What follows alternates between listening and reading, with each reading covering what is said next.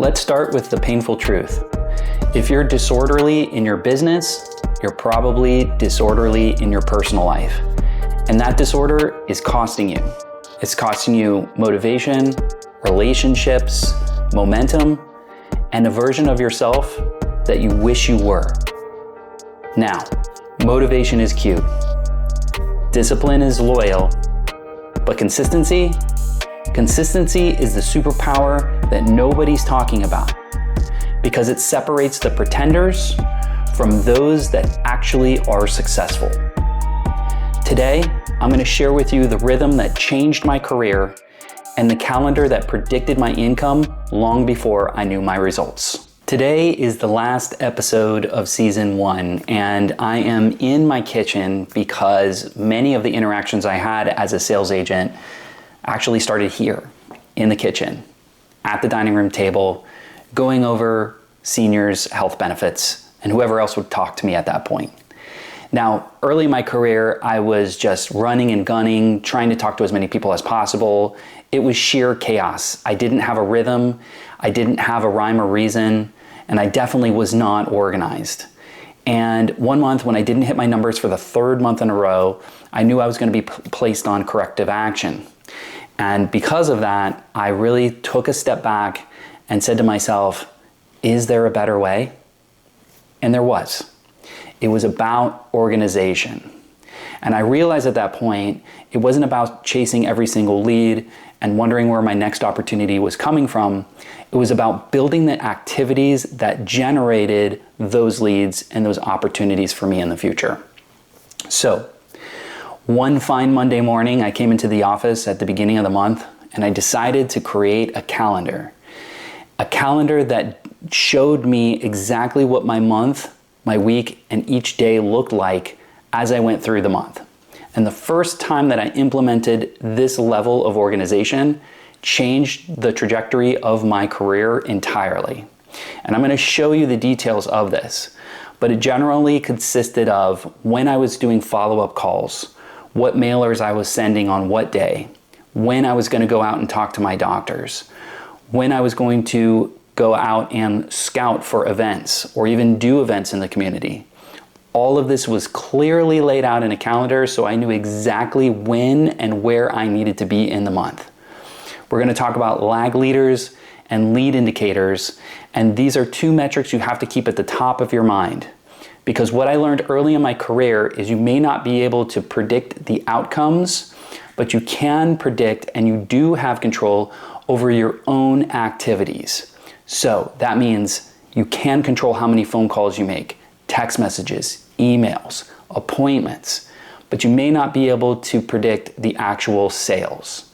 Now, I have a new phrase around here and it says something along the lines of, my outcomes predict my income.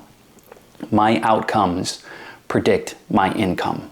So you need to make sure that you're only focusing on those things that you have 100% control of, because we don't have control of whether or not a person says yes. Let's talk about lead indicators and lag indicators.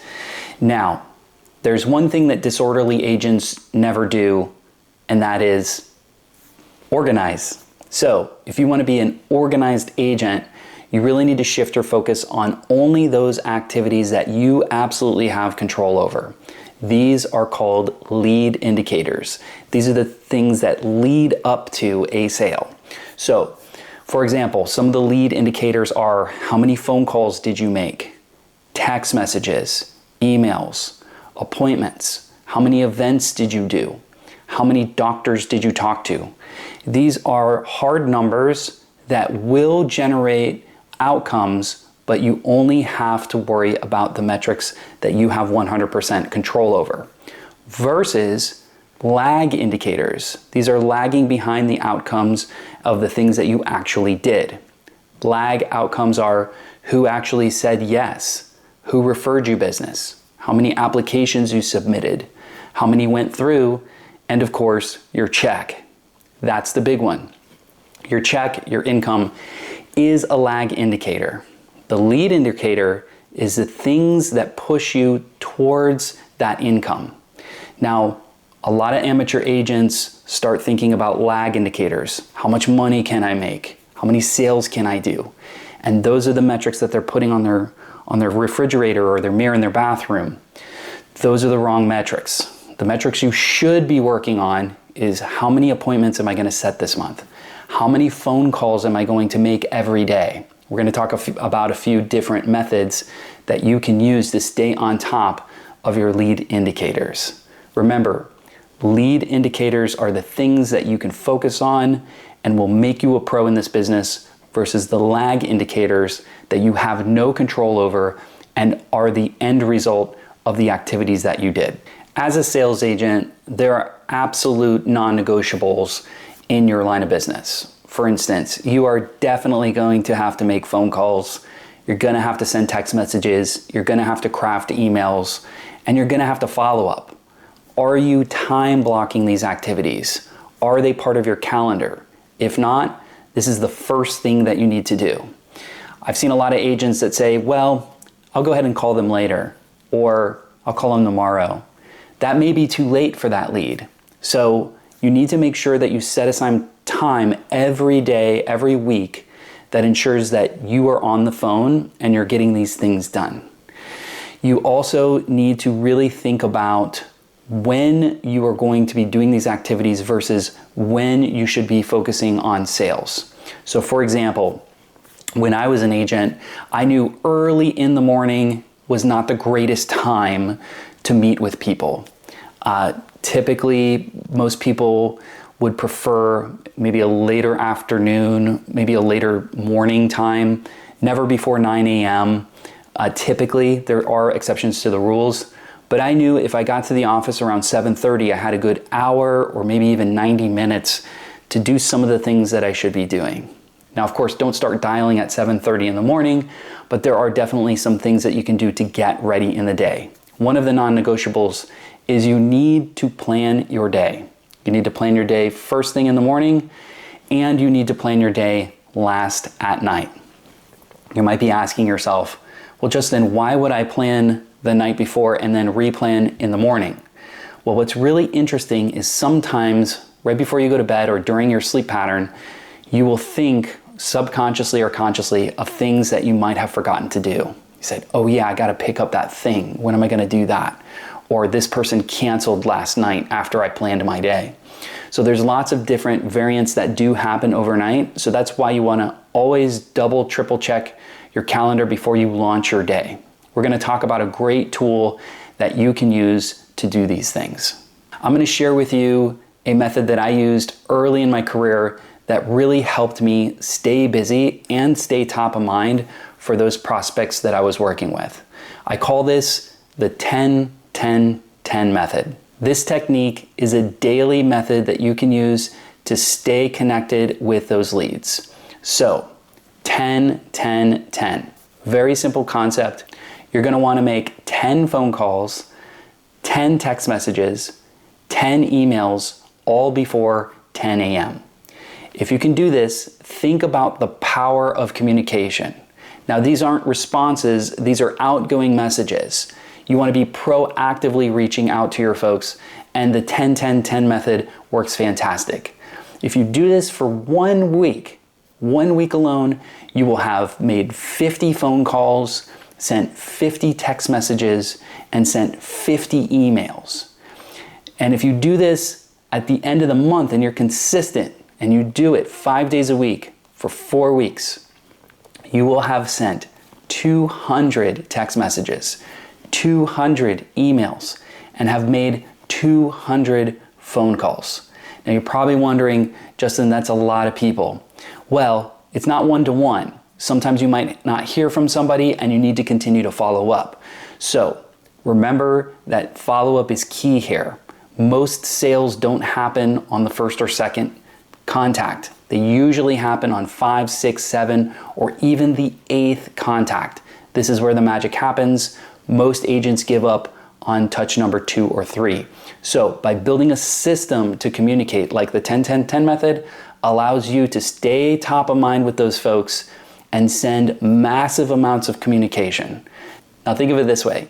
If 10% of the people that you're reaching out to on a monthly basis say yes and enroll, that is 20 sales. It's huge numbers, and this really can make a difference in your career. One major thing that I want you to take away from today is build one habit at a time. Don't try to make a bunch of habits all at the same time. You will lose focus. So pick one habit, focus on that habit, and try to change your trajectory on that week. Then if you see that that habit is starting to take root, you want to go ahead and add a second habit. So some of the habits that worked for me was every morning I would take 15 minutes and plan my day, and every evening I would take 15 minutes and review my day and then plan the next day. I would also use the 10-10-10 method.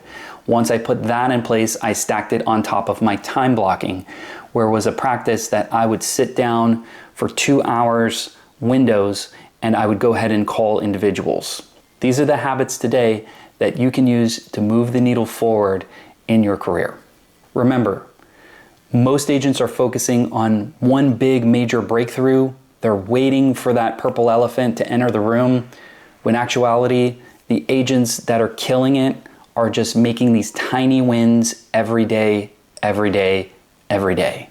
If you wonder how an agent goes from 5 to 7 to 10 to 15 sales a month, it doesn't happen overnight usually. It all happens with tiny incremental changes that improve their career and move the needle forward towards sales. All right, let's talk about time blocking. This was a major hack for me. One of the things that I found is I would never have enough time in my day to do the most important tasks, such as follow-up, such as sending out mailers, such as looking for events, or going to the doctor's office. When I got a calendar in place, I was able to actually see visually what my time looked like.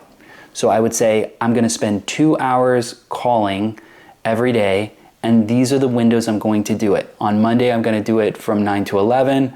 On Tuesdays, I'm gonna do it from 4 to 5.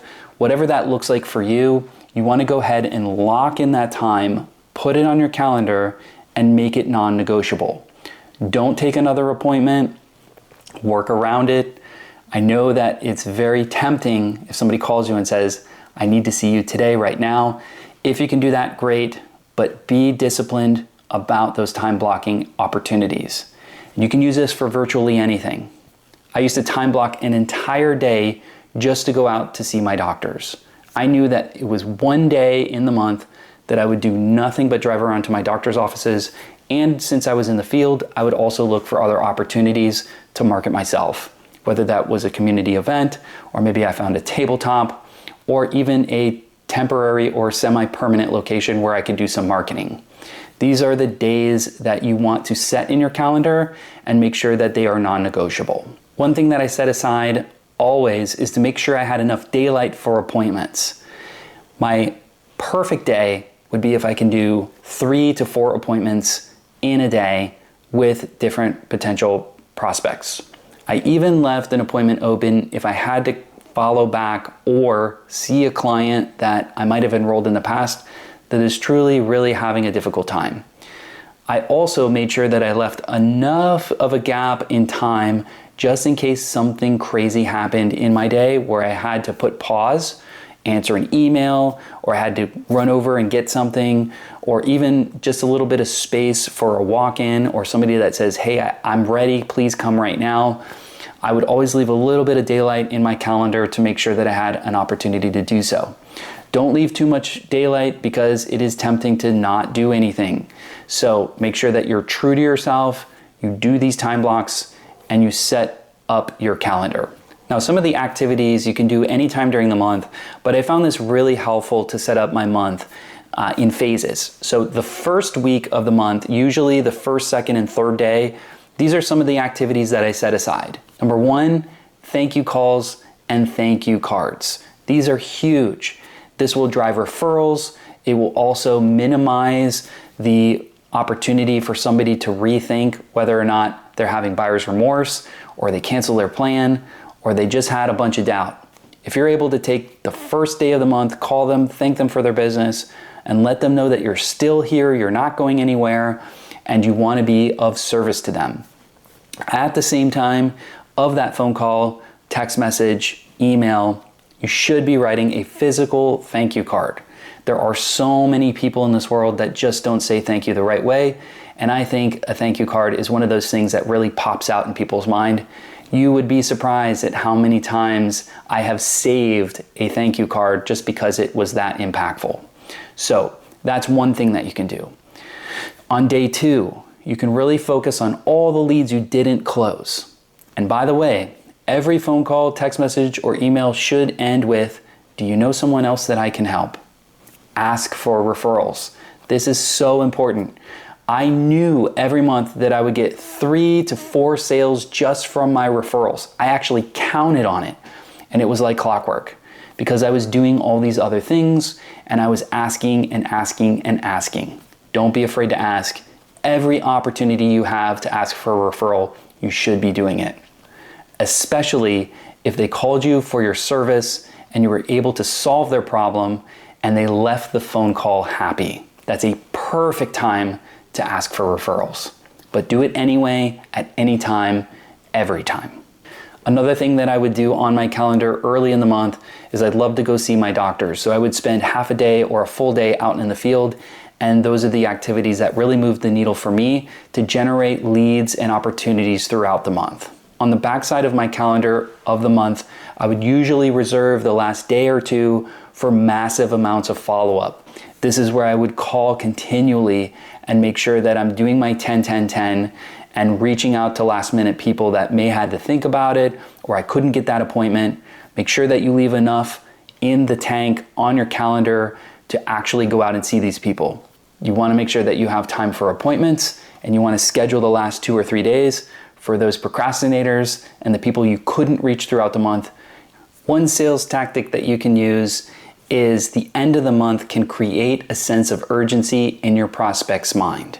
For example, Mrs. Jones, I know we met a few weeks ago. You were interested in getting this plan. You wanted to think about it. Well, we only have until tomorrow to get you started on the 1st. If you want, we can get together tomorrow at 4 p.m. This creates urgency and it also gets people off the fence. So you can use it to your advantage. This is why it's critical to leave quite a few slots open the last 2 or 3 days of the month. Now, I want to be honest with you about consistency. We're all human beings. We do fall off from time to time. Yes, I am not perfect. I also have a problem with consistency sometimes. And I used to really beat myself up about it. But the best thing you can do is just start over now. If you missed a day yesterday, you didn't do your 10-10-10, don't worry about it. Move on. Start today. Book today. Put it in your calendar today. Make these non-negotiable and really go back to focusing on the things that move the needle. This is so key in moving forward and making sure that you don't hurt yourself just because you missed a day or 2. Just get back up on that horse and keep going. Don't look back. For me, one of the things that really unlocked consistency was the Finisher's Journal. Now, this journal forces you to plan your week, your day, your month, and even your quarter. It requires you to check in with yourself every single day, and you're able to track your activities, you can review your week, and then you can completely set up your week moving forward. Now, I wish I had this when I was a sales agent, and it comes in a bunch of different colors. This is what it looks like when it comes in the box. It is a phenomenal guide to focusing and really taking advantage of every opportunity on your calendar as possible.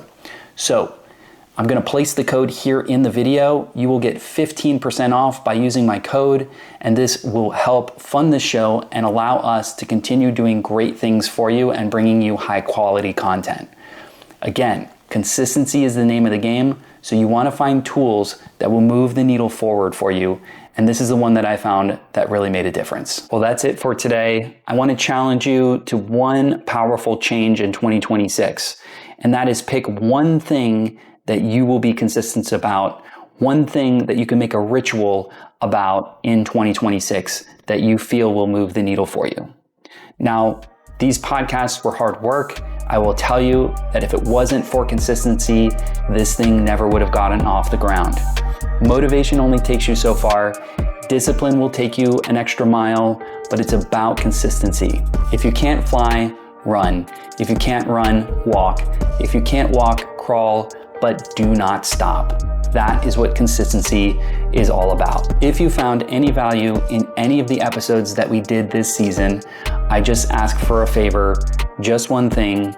If you can please subscribe, share this with someone, or if you can leave a comment on the video, any activity would really help. I would prefer a subscription. That way we can deliver high quality content to you and make sure that you know when a new video drops for next year. Until then, I'm Justin Jacobs, this is Closed, and you have a great 2026.